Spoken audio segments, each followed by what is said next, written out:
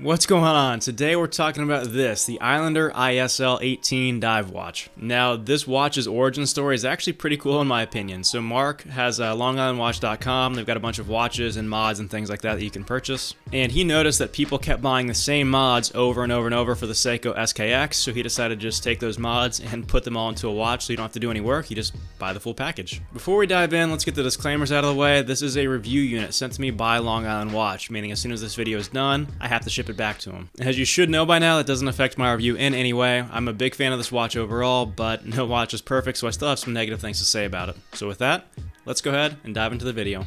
Alright, starting off with dimensions, this watch comes in at about 42 millimeters in diameter, about 45.5 lug to lug, and a little over 15 thick. Weight-wise, this does come in at 171 grams. Keep in mind the bracelet's on there, so if you were to take off the bracelet and put on a normal strap, it would drop that weight a lot. With that out of the way, let's talk about what I like. First things first, that dial. I just love that blue sunburst dial on here. I think the watch looks way more expensive than it actually is. It's kind of a cliche, but the camera really does not do this watch justice. It looks way better in real life than it does on camera, and I still think it looks pretty good on camera. Next up, the bezel. Now the dial in combination with the bezel gives it like a Rolex Yachtmaster look. I like that brushed aluminum look on the bezel here. It also sounds really good. Let me pull it off camera, see if I can get the sound for you.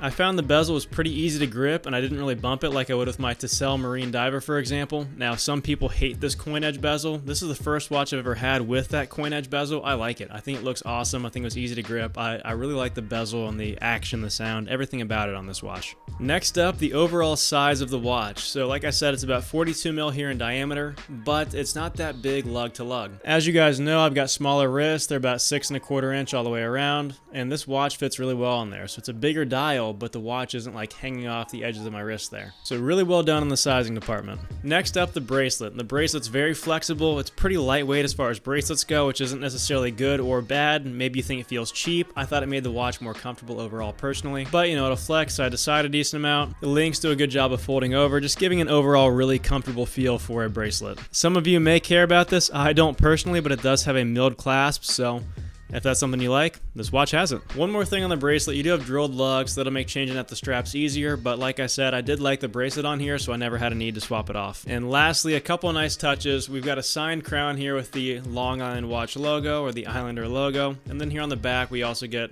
Long Island Watch. It says Sapphire there. It's got a picture of where it is in New York. Just some really nice touches, especially at this price point. Things I don't like, and this is going to be a short list. The first thing I don't like is the movement. Now, it's a Seiko NH35. Nothing wrong with that movement. It is a great movement, you know, workhorse. People love this movement. But considering the price of the watch, you're getting at the upper end of what I would personally be willing to pay for that movement. There are plenty of solid watches you can buy that are like $100, sometimes even less, that have this movement in there, so it just feels like we're really pushing that limit, even though I do like the watch overall. The next thing I don't like, the day-date complication. Nothing's wrong with it, it looks fine, the text there looks good, like it's really well done, but I prefer to just have the date personally. Very subjective, like I said, nothing wrong with it, just my own personal preference. The last thing I don't like is the clasp. If I was driving or doing something where I had my arm like this, so you know the clasp is resting on whatever surface my arm is on, I would notice that, you know, maybe half the time, not quite half the time, the clasp would be undone a bit. So I'd look down and the clasp would look like this. It'd still be locked, but this piece would come up.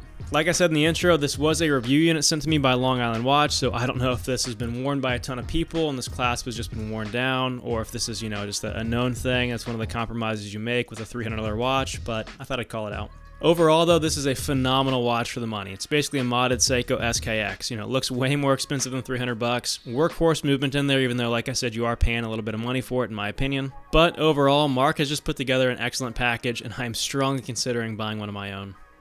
Wrapping this one up, if you're looking for a dive watch around $300, the Islander ISL 18 is my personal go-to. If you don't like this color combination of dial and bezel, no big deal. They've got a bunch of other different color combinations that you can go for. This is just my personal favorite, and they're all about the same price point. It's not without its flaws, but it's a great watch, and it also looks a lot more expensive than it actually is, in my personal opinion. And that wraps this one up. If you made it this far, make sure you drop me a like. It really helps me out. And make sure you check out longislandwatch.com. If you don't want an Islander, you want a different brand, they sell other brands there as well. They've got a bunch of different mods, and everyone that I've interacted with there has just been awesome, so I can't speak highly enough about them. Thanks for watching. I'll see you in the next one.